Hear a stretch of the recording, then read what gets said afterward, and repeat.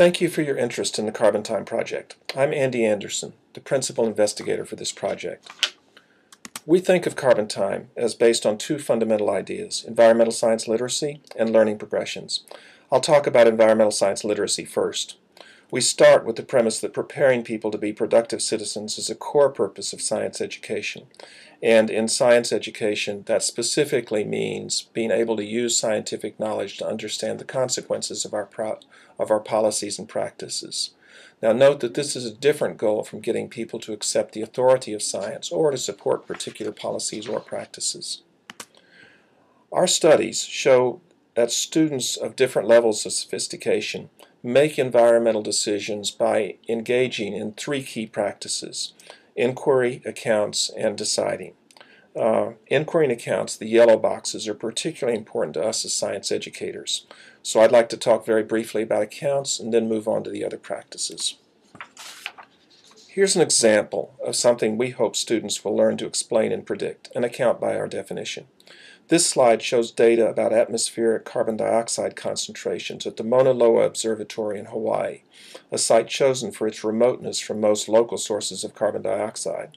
It's commonly known as the Keeling curve after Charles Keeling, who was the lead scientist on this project for many years. The Keeling curve shows both a yearly cycle and a long-term trend in atmospheric concentrations of carbon dioxide. Understanding the Keeling curve and its implications should be a core goal of science education, and that calls for explaining and predicting the patterns that we see in this graph. In terms of practices, here's what we would mean by understanding the Keeling curve. In terms of explaining, it means understanding how the cellular processes of photosynthesis and carbon dioxide drive huge fluxes of carbon into and out of the atmosphere, and therefore the yearly cycle in the Keeling curve, and understanding how the long-term balance between those processes is being disrupted by combustion of fossil fuels, moving carbon atoms from beneath the earth to our atmosphere. And we think that students should be able to predict future trends in carbon dioxide and their effects on climates and people. Now I'd like to switch to inquiry. We believe that environmental science literacy requires two kinds of inquiry. First-hand inquiry involves learning through your own investigations. Second-hand inquiry involves learning through other people's investigations, including claims made in the media and other sources. In both cases, there are three key questions that students need to ask and resolve. Who do you trust? What evidence do you trust? What arguments do you trust? Finally, I'd like to talk about deciding, citizenship decisions. Our students will make private and public decisions that will affect the Keeling curve in the future, and thus their own well-being and that of other people on the planet.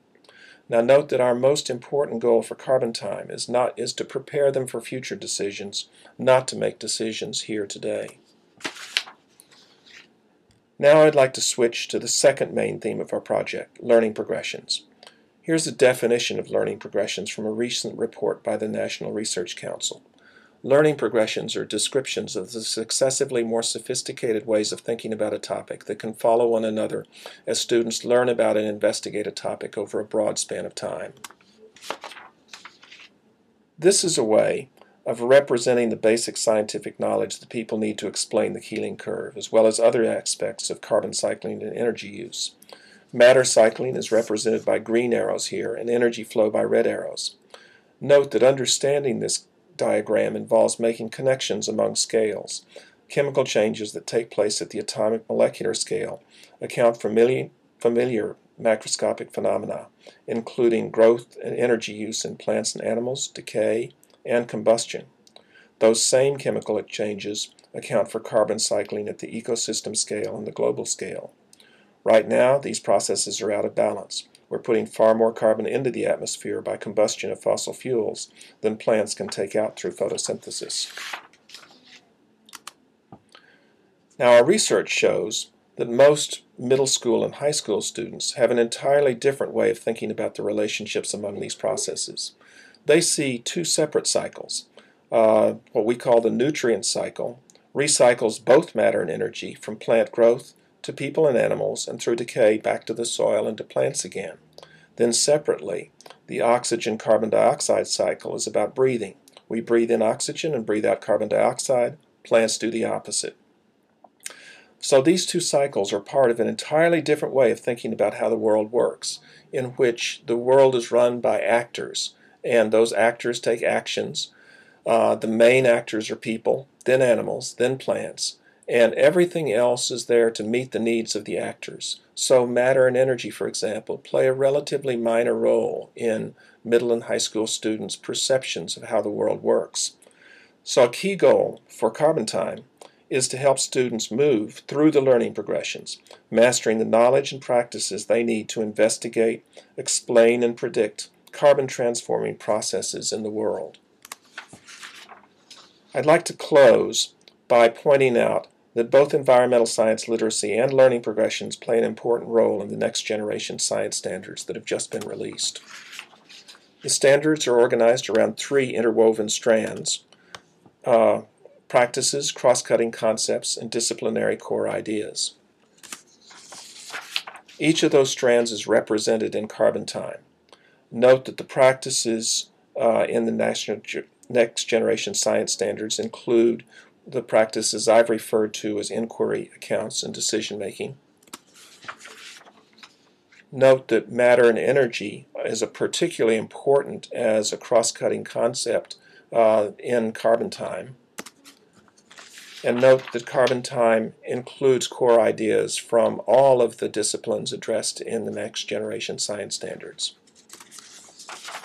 So we're excited about this project, and we'd like to thank the National Science Foundation for making it possible.